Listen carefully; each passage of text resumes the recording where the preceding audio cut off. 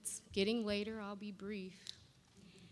Let me just start by saying that I've spent over 15 years working within organizations, really leading efforts to grow talent, leading efforts to drive organizational efficiencies in terms of how work gets done, how you get a good return on your investment, both monetary and people resources, driving effectiveness and driving results, and then ensuring leadership quality to make sure that you have the right people in the right roles and building leadership development and training programs to support that effort. What I've done in parallel to those 15 years is really say, how can I, through volunteerism and philanthropy, use my experience and expertise to help others, right? Help build, help cities be more effective, help certain organizations. So I volunteered and supported a number of different causes. And I see this position here, this role as a board member as an incredible opportunity to continue that desire of mine, to again lend my expertise and experience in helping organizations be as successful as possible. Now I will say I am sitting here at this table because when I moved to Hartford, I chose downtown Hartford as my place of residence. I looked in Farmington, I looked at properties in West Hartford, and it didn't do anything for me. I preferred the energy, the bit of edge of the Hartford area. Once I moved in, I could realize the potential of the city, sitting on a river landscape, wonderful restaurants, which is part of my pastime, and just a community that was, I thought, welcoming and supportive. When I met the mayor, I shared with him my thought about the potential of Hartford relative to other cities that I've lived in, and my desire to help grow the city and help the city actually achieve its potential. Now it's clear to me that for Hartford to really achieve this potential, to build on the successes that have been gained over the last several years, that the cycle of poverty has to be ended, that families have to experience greater financial success.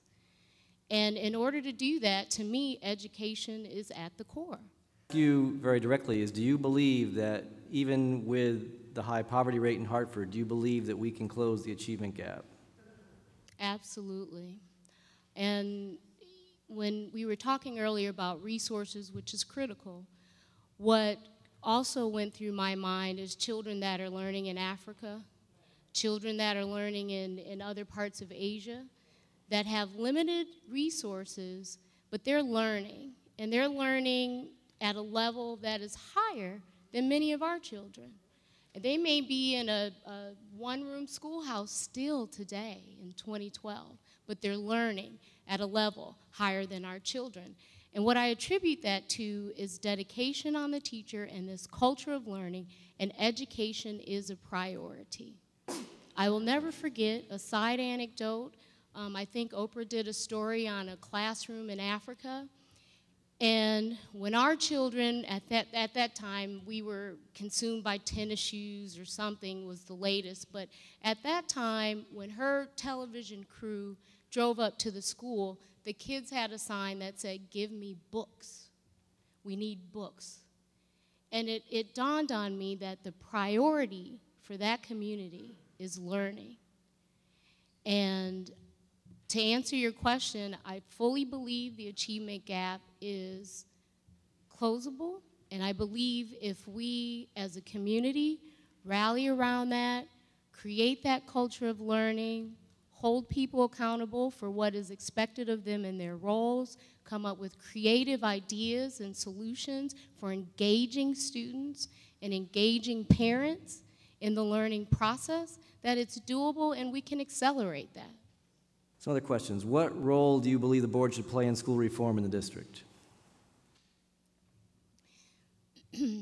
I believe the board should play the role that they've been chartered to play as outlined in the mission, which is providing a source of guidance, of expertise, of decision-making based on analysis and consultation, and also being an advocate and a champion for the reforms. In addition to that, I think the board has to play a role in really assessing, as was discussed earlier, and giving feedback on progress and helping to design and collaborate with various others to ensure that solutions are in place when we're off course or when we're not achieving at the level that we had set out to achieve relative to the various strategies that have been outlined.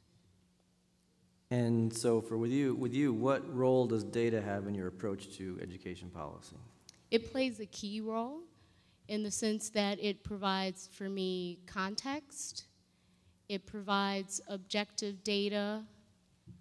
You always have to know what's under the numbers. So, numbers can be interpreted in different ways, but I think it's a source of input to decision making that is important and should never be overlooked.